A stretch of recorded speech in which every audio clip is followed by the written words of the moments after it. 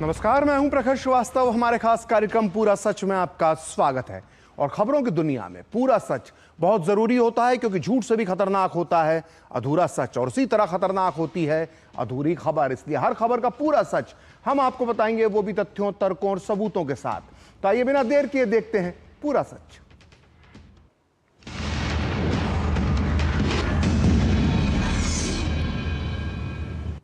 तो असम में आज पीएम मोदी ने कांग्रेस पर जबरदस्त वार किया है। पीएम ने असम में अब तक हुई घुसपैठ के लिए सीधे सीधे कांग्रेस की सरकारों को दोषी ठहराया है। पीएम ने कहा कि कांग्रेस असम के मूल निवासियों को अपने ही राज्य में अल्पसंख्यक बनाना चाहती है। ऐसे में सवाल उठता है कि क्या सही में असम के मूल निवासी अल्पसंख्यक बन जाएंगे और घुसपैठिए बहुसंख्यक हो जाएंगे? इसलिए आज पूरा सच में हम इस सवाल की गहराई से पड़ताल करेंगे। आज हम आपको इस समस्या का इतिहास भी बताएंगे और वर्तमान स्थिति भी बताएंगे। आज हम बताएंगे कि कैसे असम में आजादी के तत्काल बाद घुसपैठ शुरू हो गई थी और इसका लक्ष्य था पूरे असम को पूर्वी पाकिस्तान यानी आज के बांग्लादेश में मिला देने का। साथ ही आज बेनकाब करेंगे वो चेहरे जिन्होंने असम में घुसपैठियों को खाद और पानी दिया। तो बिना देर किए देखते हैं पूरा सच पूरे विस्तार के साथ। तो प्रधानमंत्री नरेंद्र मोदी ने आज असम के गोगामुख और विश्वनाथ जिले के बेहाली में चुनावी जनसभाओं को संबोधित किया। इस दौरान पीएम मोदी ने न सिर्फ डबल इंजन सरकार की 10 साल की उपलब्धियों को जनता के सामने रखा, बल्कि तुष्टीकरण की राजनीति के लिए कांग्रेस को भी जमकर घेरा। पीएम मोदी ने आज आरोप लगाया कि कांग्रेस असम में विदेशियों को बसाना चाहती है और इस धरती के मूल निवासियों बेटे बेटियों को अल्पसंख्यक बनाना चाहती है। उन्होंने भरोसा दिलाया कि एनडीए की सरकार किसानों, आदिवासियों की जमीन और जंगलों पर घुसपैठियों का कब्जा नहीं होने देगी। पहले आप सुनिए पीएम मोदी ने असम के गोगामुख की जनसभा में क्या कहा, फिर हम आपको बताएंगे असम की जनसंख्या असंतुलन का क्या है पूरा सच। आज कांग्रेस घुसपैठ और घुसपैठियों को भी खुला समर्थन दे रही है। पहले कांग्रेस असम में घुसपैठियों को खुली छूट देती थी, यहां किसानों और आदिवासियों की जमीन पर कब्जे करने दिए। अब जब बीजेपी एनडीए सरकार इस अवैध कब्जे को हटा रही है, तो कांग्रेस इस पर भी बवाल कर रही है। साथियों, कांग्रेस असम में विदेशियों को बसाना चाहती है, असम की मूल संतानों को अल्पसंख्यक बनाना चाहती है। असम के अनेक जिलों में ये संकट हम सभी देख रहे हैं। बीजेपी एनडीए सरकार किसानों, आदिवासियों और हमारे जंगल की जमीन को घुसपैठियों के कब्जे में नहीं रहने देगा। अवैध कब्जे के खिलाफ बीजेपी एनडीए सरकार की कार्रवाई जारी रहेगी। असमिया शान और पहचान बनी रहेगी, ये मोदी की गारंटी है। तो पीएम मोदी ने कहा है कि कांग्रेस असम में विदेशियों को बसाना चाहती है और यहां की मूल संतानों को अल्पसंख्यक बनाना चाहती है। दरअसल पीएम मोदी ने यह बात ऐसे ही नहीं कही है, बल्कि असम में मूल निवासियों की घटती आबादी एक बहुत बड़ा मुद्दा है। आज असम जम्मू और कश्मीर के बाद देश में दूसरा सबसे बड़ा मुस्लिम प्रतिशत वाला राज्य बन गया है। असम की जनसंख्या के आंकड़े देखने पर पता चलता है कि आजादी के बाद से यहां जमकर जनसंख्या असंतुलन हुआ है और इसके पीछे बांग्लादेश से हुई घुसपैठ का सबसे बड़ा हाथ बताया जाता है। आइए आंकड़ों के जरिए देखते हैं कि असम की जनसंख्या असंतुलन का पूरा सच क्या है। देखिए, आजादी के बाद जब 1951 में पहली बार जनगणना हुई तो असम में मुस्लिम आबादी जो थी वो 22.6% थी। 20 साल बाद 1971 में असम में मुस्लिम आबादी बढ़कर हो गई 24.6%। इसके बाद 1991 में अगले 20 साल बाद असम में मुसलमानों की संख्या हो गई 28.4%। वहीं 2001 में असम में मुस्लिम आबादी ने सीधे 31% के आंकड़े को छू लिया और वहीं पिछली जनगणना यानी 2011 में असम में मुसलमानों की संख्या हो चुकी है 34.2%। तो ये चारों पांचों बक्से जो हैं वो सच्ची कहानी बता रहे हैं। और यही हाल रहा तो जानकारों का मानना है कि अगला जो छठा बक्सा इस स्क्रीन पर आएगा उसमें अगली जनगणना जिसमें लिखी होगी उसमें राज्य में मुसलमानों की संख्या करीब 40% तक हो जाएगी। अगर आपको ये लगता है कि मुस्लिम आबादी तो पूरे भारत में ही बड़ी है तो असम में ऐसा क्या अलग हो रहा है, तो आपको ये पता होना चाहिए कि 1951 से 2011 के बीच पूरे भारत में मुस्लिम आबादी 4.4% बढ़ी है, जबकि इसी दौरान असम में मुसलमानों की संख्या में 11.6% की बढ़ोतरी हुई है। आपको यह भी पता होना चाहिए कि आज मुसलमान असम के लगभग 11 जिलों में बहुसंख्यक हो चुके हैं, वहीं दूसरे अन्य 4 जिलों में प्रभावी जनसंख्या रखते हैं। जबकि 2001 में असम में 6 मुस्लिम बहुल जिले थे, यानी 2001 से लेकर 2011 के बीच सिर्फ 10 सालों में मुस्लिम बहुल जिलों की संख्या 6 से बढ़कर सीधे 11 हो गई है। सोचिए 2026 जो चल रहा है उसमें क्या हाल होगा। आइए अब देखते हैं मुस्लिम बहुसंख्या वाले जिले असम में कौन कौन से हैं। तो देखिए सबसे बड़ा है दक्षिण सलमारा, यहां पे मुस्लिम जनसंख्या है 98.03। इसके अलावा इसके बाद नंबर आता है धुबरी का। धुबरी में जनसंख्या है करीब 80%। इसके बाद बारपेटा की बारी आती है, यहां भी जनसंख्या जो मुस्लिम आबादी की है वो है 70.7%। फिर आता है दरांग का नंबर, दरांग में मुस्लिम आबादी है 64.3%। फिर आता है हैलाकांडी जहां पर मुस्लिम आबादी है 60.3%। गोलपाड़ा में 57.5, करीमगंज में 57.3 और बोईगांव में 50.2। वहीं नगांव में 55.4, होजाई में 53.6 और मोरीगांव में 52.6% मुस्लिम जनसंख्या हो चुकी है। तो असम में बढ़ती मुस्लिम आबादी की वजह बताई जाती है बांग्लादेश से होने वाली घुसपैठ, जो इन चुनावों में बीजेपी के लिए एक बहुत बड़ा मुद्दा है। आइए अब आपको बताते हैं असम में एक अनुमान के मुताबिक कितने बांग्लादेशी हो सकते हैं। ये अनुमान है cross border migration in Assam during 1951 to 2011 नाम से प्रकाशित एक रिपोर्ट के मुताबिक 1961 में करीब 2,95,000 बांग्लादेशी मूल के लोग असम में रहते थे। वहीं 1971 में बांग्लादेशियों की असम में संख्या बढ़कर हो गई करीब 7 लाख रिपोर्ट के मुताबिक, जबकि अगले 20 साल में यानी 1991 तक आते आते असम में बांग्लादेशियों की संख्या में बेतहाशा बढ़ोतरी हुई और यह संख्या सीधे 21,20,000 तक पहुंच गई। लेकिन 2001 में यह सारी हदें पार करते हुए 42,35,000 तक पहुंच गई है। यानी एक रिसर्च के मुताबिक आज से 25 साल पहले अनुमान लगाया गया था 2001 में कि असम में बांग्लादेश मूल के लोगों की संख्या करीब 42,35,000 है। सोचिए 25 साल बाद 2026 में यह आंकड़ा, यह संख्या कितनी बढ़ गई होगी। तो चलिए आगे बढ़ते हैं। आगे हम देखते हैं कि असम में जो घुसपैठ है वो कैसे बड़ा मुद्दा बनता जा रहा है और असम का जो सबसे बड़ा चुनावी मुद्दा बन गया उस पर प्रधानमंत्री मोदी ने कांग्रेस पर खुलकर घुसपैठियों का बचाव करने का आरोप लगाया और असम की जनता से कहा कि आपका वोट ना सिर्फ असम की सुरक्षा तय करेगा बल्कि घुसपैठियों के इरादे भी पस्त करेगा। विश्वनाथ में जनसभा को संबोधित करते हुए पीएम मोदी ने कहा कि आजादी के बाद से ही कांग्रेस ने असमिया पहचान को दांव पर लगाया है और वोट बैंक को बचाने के लिए कांग्रेस ने असम के अलग अलग जिलों में हजारों बीघा भूमि पर अवैध कब्जा होने दिए। आप भी सुनिए पीएम मोदी ने क्या कहा, फिर हम आपको बताएंगे असम में घुसपैठ का क्या है पूरा इतिहास। कांग्रेस का सबसे बड़ा पाप घुसपैठियों को मुख्य धारा में शामिल करने का रहा है। अपनी सत्ता को बचाए रखने के लिए कांग्रेस ने यहां ये अवैध कब्जे होने दिए।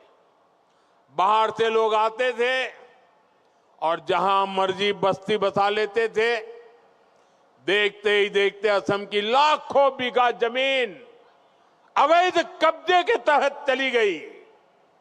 साथियों, यहां जो हमारे सत्र है, नामघर है, ये हमारी आस्था के स्थान है, लेकिन कांग्रेस ने असम के अलग अलग जिलों में सत्र की हजारों बीघा भूमि पर अवैध कब्जे होने दिए। वोट बैंक को बचाने के लिए अवैध कब्जे होने दिए। तो पीएम मोदी ने असम में हुई घुसपैठ के लिए सीधे सीधे कांग्रेस को जिम्मेदार बताया है। दरअसल असम में कांग्रेस की 50 साल से ज्यादा तक सरकार रही और जानकार भी यही बताते हैं कि आजादी के बाद जब असम में कांग्रेस की सरकार बनी थी तभी से यहां घुसपैठ शुरू हो गई थी। हालांकि असम के पहले मुख्यमंत्री और कांग्रेस के बड़े नेता गोपीनाथ बोरदोलई ने हमेशा इस घुसपैठ का विरोध किया, लेकिन कहा जाता है कि उनकी मृत्यु के बाद असम कांग्रेस में कुछ ऐसे नेता हावी हो गए जिन्होंने खुलकर घुसपैठ को बढ़ावा दिया, और इन्हीं में से एक थे मोइनुल हक चौधरी, जिनकी तस्वीर इस वक्त आप देख रहे हैं। असम कांग्रेस के इस नेता का पूरा सच जानना आपके लिए बहुत जरूरी है। आपको यह जानकर झटका लगेगा कि आजादी से पहले मोइनुल हक चौधरी मुस्लिम लीग के नेता हुआ करते थे। इतना ही नहीं, वो मुस्लिम लीग के यूथ फ्रंट के महासचिव होने के साथ साथ कुछ समय के लिए पाकिस्तान के जनक मोहम्मद अली जिन्ना के प्राइवेट सेक्रेटरी भी रहे थे। आजादी से पहले मोइनुल हक चौधरी ने अपने आका जिन्ना से यह वादा किया था कि वो पूरे असम को चांदी की तश्तरी में रखकर पाकिस्तान को सौंप देंगे। अगर आपको लगता है कि जिन्ना का यह चेला पाकिस्तान बनने के बाद अपने आका जिन्ना के पास चला गया होगा तो आप गलत हैं। आजादी के बाद मोइनुल हक चौधरी मुस्लिम लीग छोड़कर कांग्रेस में शामिल हो गया, जहां उसने असम कांग्रेस के एक बड़े नेता और भारत के पूर्व राष्ट्रपति फखरुद्दीन अली अहमद का दामन थाम लिया। मोइनुल हक चौधरी 5 बार विधायक बना और 1967 में जाकर असम सरकार में मंत्री भी बन गया। लेकिन सबसे हैरानी की बात है कि 1971 में प्रधानमंत्री इंदिरा गांधी ने इस मोइनुल हक चौधरी को अपने मंत्रिमंडल में शामिल कर लिया और देश का औद्योगिक विकास मंत्री बना दिया। कितने अफसोस की बात है कि जो व्यक्ति जिन्ना का पर्सनल सेक्रेटरी था, वो एक दिन इस देश का केंद्रीय मंत्री तक बन गया। मोइनुल हक चौधरी की असम को लेकर क्या सोच रही, इसका जिक्र मिलता है असम के पूर्व राज्यपाल लेफ्टिनेंट जनरल एस.के. सिन्हा की एक रिपोर्ट में, जो उन्होंने 8 नवंबर 1998 को भारत सरकार को सौंपी थी। इस रिपोर्ट में उन्होंने विस्तार से असम में होने वाली अवैध घुसपैठ पर प्रकाश डाला था। इस रिपोर्ट में लेफ्टिनेंट जनरल सिन्हा ने मोइनुल हक चौधरी के बारे में लिखा था कि जब देश के बंटवारे की मांग हो रही थी तो यह माना जा रहा था कि पूर्वी पाकिस्तान में बंगाल के साथ साथ असम को भी मिला लिया जाएगा। मोहम्मद अली जिन्ना के निजी सचिव मोइनुल हक चौधरी, जो आजादी के बाद असम में मंत्री बने और बाद में केंद्र सरकार में भी मंत्री पद पर रहे, उन्होंने जिन्ना से कहा था कि हम असम को चांदी की थाली में रखकर आपको सौंप देंगे। बाद में जिन्ना ने भी कहा था कि असम मेरी जेब में है। तो उस दौर में वोट बैंक के लालच में असम में बड़ी संख्या में अवैध मुस्लिम घुसपैठियों को बसाया गया। जिन्ना की मुस्लिम लीग से आजादी के बाद कांग्रेस में आए मोइनुल हक चौधरी जैसे नेताओं के सर पर कांग्रेस के पुराने और वरिष्ठ नेता फखरुद्दीन अली अहमद का हाथ था। आरोप तो यह भी है कि उस घुसपैठ को फखरुद्दीन अली अहमद का भी समर्थन प्राप्त था। ये वही फखरुद्दीन अली अहमद हैं जो बाद में जाकर इस देश के राष्ट्रपति बने, और इन्होंने ही इंदिरा गांधी के कहने पर 1975 में बतौर राष्ट्रपति देश पर इमरजेंसी थोपी थी। देश के पूर्व राष्ट्रपति फखरुद्दीन अली अहमद के बारे में मैं इतनी बड़ी बात ऐसे ही नहीं बोल रहा हूं। मैं अपनी बात को साबित करने के लिए सहारा लेना चाहूंगा खुद नेहरू परिवार के एक अहम और सम्मानित सदस्य का, जिनका नाम है B.K. नेहरू, जिन्होंने किताब नाइस गाइज फिनिश सेकंड लिखी है। आपको बता दूं कि B.K. नेहरू जवाहरलाल नेहरू के सगे चचेरे भाई थे और इंदिरा गांधी के चाचा लगते थे। B.K. नेहरू 1968 से 1973 तक असम के राज्यपाल भी रहे। उन्होंने अपनी इस मशहूर किताब नाइस गाइज फिनिश सेकंड में यह आरोप लगाया है कि जब जब उन्होंने असम में घुसपैठ की समस्या को मुद्दा उठाया तो उससे फखरुद्दीन अली अहमद जैसे नेताओं ने मुसलमानों पर अत्याचार बताकर इंदिरा गांधी की सरकार से खारिज करवा दिया। B.K. नेहरू अपनी किताब के पेज नंबर 543 पर लिखते हैं कि मेरे कार्यकाल के दौरान अवैध घुसपैठियों को निकालने के प्रयास शुरू हुए थे, लेकिन हुआ यह कि फखरुद्दीन अली अहमद यानी पूर्व राष्ट्रपति जो थे, उन्होंने मोइनुल हक चौधरी और D.K. बरुआ ने दिल्ली में जाकर यह शोर मचाया कि असम में मुसलमानों पर अत्याचार किए जा रहे हैं। दिल्ली यानी केंद्र सरकार ने इस शोर का समर्थन किया क्योंकि पूर्वी पाकिस्तान से आने वाले मुसलमान कांग्रेस के लिए वोट बैंक थे। तो B.K. नेहरू ने इतनी बड़ी बात लिखी है, जो असम के पूर्व राज्यपाल थे, साथ ही नेहरू गांधी परिवार के एक सम्मानित सदस्य थे। तो प्रधानमंत्री नरेंद्र मोदी ने कांग्रेस पर एक और गंभीर आरोप लगाया। उन्होंने कहा कि असम कांग्रेस के नेता उसी तरह का खतरनाक कानून बनाने की बात कर रहे हैं जिस तरह 2014 से पहले केंद्र की कांग्रेस सरकार ने सांप्रदायिक हिंसा कानून लाने का प्रयास किया था। तो पहले आप सुनिए प्रधानमंत्री मोदी ने क्या कहा, फिर हम आपको बताएंगे उस कम्युनल वायलेंस बिल के बारे में, जो इसकी जो सियासत थी उसका पूरा सच हम आपको उसके बाद बताएंगे। असम कांग्रेस के नेता एक खतरनाक कानून बनाने की बात कर रहे हैं। आखिर ये खतरनाक कानून क्या है? आज असम की जनता के सामने कांग्रेस की इस चाल का पर्दाफाश करना चाहता हूं। साथियों, 2014 के चुनाव से पहले कांग्रेस की केंद्र सरकार ने एक कम्युनल वायलेंस कानून बनाने का प्रयास किया था। इसका मकसद था अपने पक्के वोट बैंक का तुष्टीकरण। इस बिल में बहुसंख्यकों को दंगे के लिए जिम्मेदार माना गया था। ये बिल अपने आप में सांप्रदायिक था। इसलिए बीजेपी एनडीए ने संसद में ये कानून नहीं बनने दिया। साथियों, अब 12 साल बाद कांग्रेस यहां असम में भी उसी तरह का कानून बनाने की घोषणा कर रही है। और ये कोई मेरा आरोप नहीं है, खुद कांग्रेस के नेता खुलेआम ये घोषणाएं कर रहे हैं।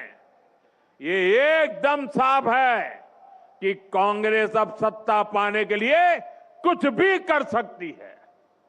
अब तो मुस्लिम लीगी माओवादी कांग्रेस बन चुकी है। तो पीएम मोदी ने जिस कानून का जिक्र किया है वो कानून 2014 के लोकसभा चुनाव से पहले कांग्रेस की सरकार लेकर आई थी और उस कानून का नाम था prevention of communal and targeted violence bill 2011, जिसे आमतौर पर कम्युनल वायलेंस बिल के नाम से जाना जाता है। यह बिल 2011 में ड्राफ्ट किया गया था और इसे तैयार किया था नेशनल एडवाइजरी काउंसिल ने, जिसके अध्यक्ष सोनिया गांधी हुआ करती थी। कहा जाता है कि काउंसिल कांग्रेस सरकार के दौर में सुपर कैबिनेट की तरह काम करती थी। इस बिल को तैयार करने वालों में सिविल सोसाइटी और एक्टिविस्ट की बड़ी भूमिका थी, जिन्हें आम बोलचाल की भाषा में आजकल आंदोलनजीवी कहा जाता है। वैसे तो यह कानून सांप्रदायिक हिंसा को रोकने, दंगा पीड़ितों को कानूनी सुरक्षा और सरकारी अधिकारियों की जवाबदेही तय करने के लिए ले आया गया था, लेकिन इसका हिडन एजेंडा कुछ और ही था। इस बिल के अधिकतर प्रावधान ऐसे थे जिसमें किसी भी दंगे के दौरान बिना किसी सबूत के सिर्फ गवाही के आधार पर बहुसंख्यक समुदाय को दोषी मान लिया जाता।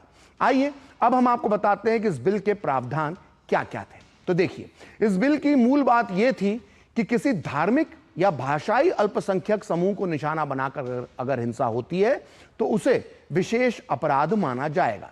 यह बिल अल्पसंख्यक समुदाय को स्पेशल प्रोटेक्शन देता था, लेकिन यह बिल इसमें बहुसंख्यक समाज को शामिल नहीं करता था।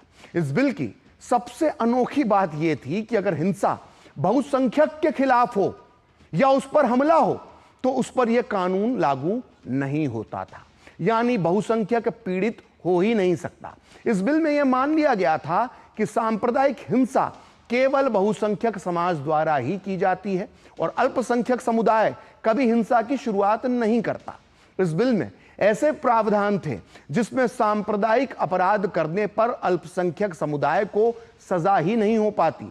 इसके अलावा इस बिल में एक 7 सदस्यीय ट्रिब्यूनल बनाने की बात थी, जिसमें 4 सदस्य अल्पसंख्यक समुदाय से चुने जाने थे। ऐसा प्रावधान था, यानी इस ट्रिब्यूनल में बहुमत अल्पसंख्यकों के हाथ में होता। इस बिल के प्रावधानों के मुताबिक इसमें ट्रिब्यूनल को कई ताकतवर और संवैधानिक शक्तियां मिली हुई थी। वहीं यह बिल केंद्र सरकार को यह शक्ति देता था कि वो सांप्रदायिक दंगों के दौरान राज्यों को, यानी राज्य सरकारों को निर्देश दे सके या सीधे हस्तक्षेप कर सके, और यह सीधे सीधे संघीय ढांचे में केंद्र के दखल को बढ़ावा देता था।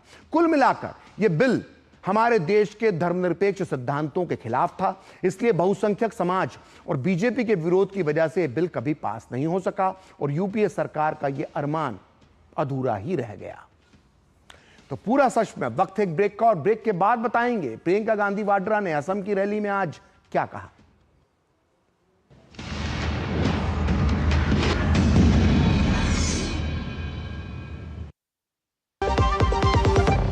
महाशय धर्मपाल जी के 130वें जन्मदिन पर MDH मसालों पर पाइए 10% एक्स्ट्रा। अब स्वाद के साथ बचत भी। अब पाइए बचत ही बचत। एक प्रकार से पीएम जय अब गरीबों की जय बन गई है। देश हो रहा है आयुष्मान,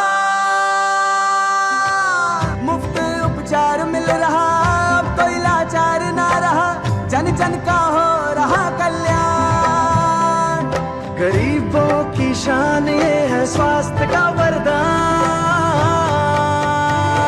आयुष्मान आयुष्मान देश हो रहा आयुष्मान। आयुष्मान भारत प्रधानमंत्री जन आरोग्य योजना के तहत करोड़ों लोग बने हैं 5 लाख रुपए के मुफ्त इलाज के हकदार। तो आप भी आज ही आयुष्मान ऐप डाउनलोड करें और आयुष्मान कार्ड बनाएं। अधिक जानकारी के लिए 14555 पर कॉल करें। चमकी चाट से क्या बना है? आलू चाट या फ्रूट चाट, स्वाद बनाए चमकी चाट। स्वादिष्ट पकोड़े और बरसात, हर चमकी चाट है इसकी जान। चमकी चाट है इसकी जान, हर जुबान पे ये छाया। अब बताओ स्वाद आया? असली स्वाद सिर्फ चमकी चाट। मसाले सच MDH।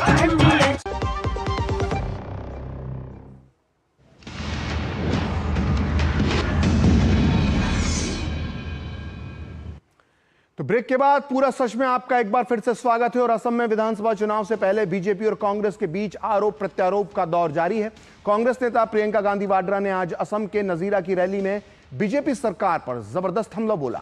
उन्होंने असम की बीजेपी सरकार पर आरोप लगाया कि वो लाभार्थी योजनाओं के जरिए लोगों की अभिव्यक्ति की आजादी को दबा रही है और चाय बागान की महिलाओं को बीजेपी के कार्यक्रमों में शामिल होने के लिए मजबूर किया जाता है। आप भी सुनिए प्रियंका गांधी ने क्या कहा। असम की सरकार आपको स्कीम बना के देती है, महिलाओं को पैसे मिलेंगे, लेकिन नतीजा क्या है? नतीजा ये है कि जितने भी इनके प्रोग्राम हैं, चाहे एक मोदी जी की रैली हो या मुख्यमंत्री जी की रैली हो, उसमें जबरदस्ती यहाँ की महिलाओं को जाना पड़ता है। आपको बताया जाता है कि आप नहीं जाओगी तो स्कीम काट देंगे, नाम काट देंगे आपका। ये सच बात है कि नहीं? गांव गांव में, घर घर में महिला परेशान है। घर पे खाना पकाए, चाय के बगान में जाके काम करे, मजदूरी करे, कमाए, या जाके रैली में बैठे, प्रोग्राम में बैठे, या भाजपा के कार्यकर्ता का काम करे। तो पूरा सच में वक्त है ब्रेक का, और ब्रेक के बाद बताएंगे कि असम के चाय बागान में पीएम मोदी का अनोखा अंदाज।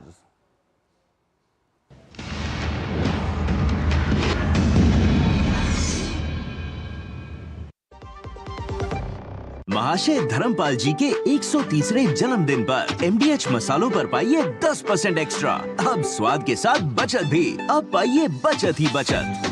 जब धरती चीर कर निकलता है लोहे का पत्थर और मिलता है मोंगिया के जोश से, फिर तपता है, पिघलता है और बनता है फौलाद।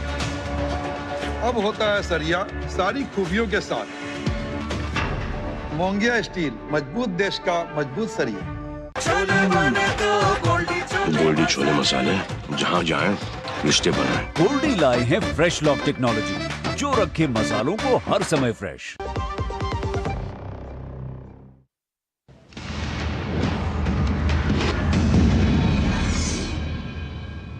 तो ब्रेक के बाद पूरा सच में आपका फिर से स्वागत है। तो एक तरफ जहां प्रियंका गांधी ने बीजेपी सरकार पर चाय बागान में काम करने वाली महिला मजदूरों की अनदेखी का आरोप लगाया, जो कि हमने आपको ब्रेक से पहले सुनाया था, वहीं दूसरी तरफ पीएम मोदी आज सुबह सुबह असम के डिब्रूगढ़ के एक चाय बागान में पहुंच गए, जहां उन्होंने महिला श्रमिकों से मुलाकात की और इस मौके पर पीएम ने इन महिलाओं के साथ एक सेल्फी भी खिंचाई।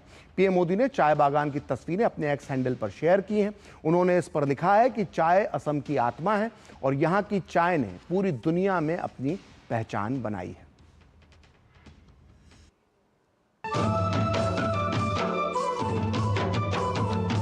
आप मेरे गुरु है आज।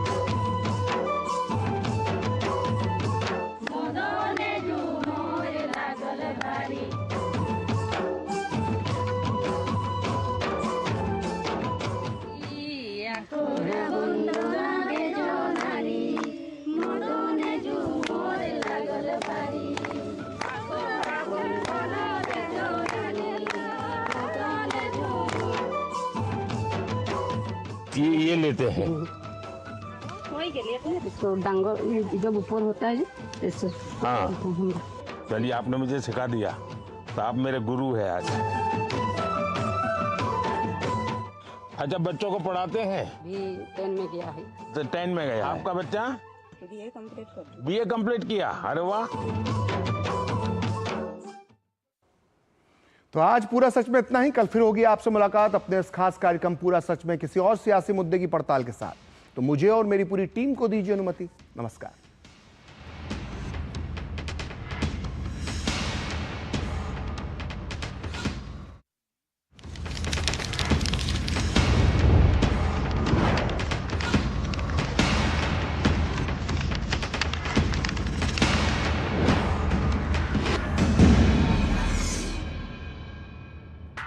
पूरा सच के प्रायोजक थे